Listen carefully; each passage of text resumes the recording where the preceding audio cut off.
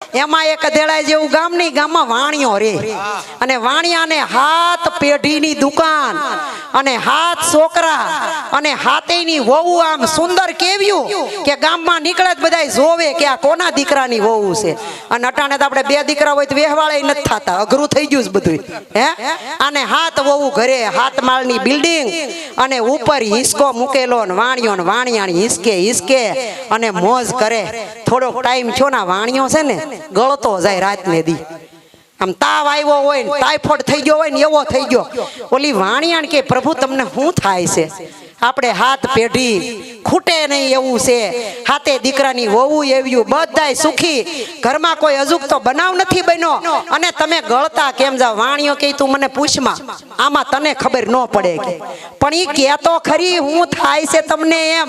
ઈ કે તમને આમાં ખબર ન પડે કે. પછી બહુ કીધું ને એટલે એને શું કીધું ખબર?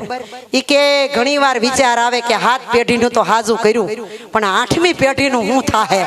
એટલે હું બળા કરું છું, મને હક ક્યાંય નથી.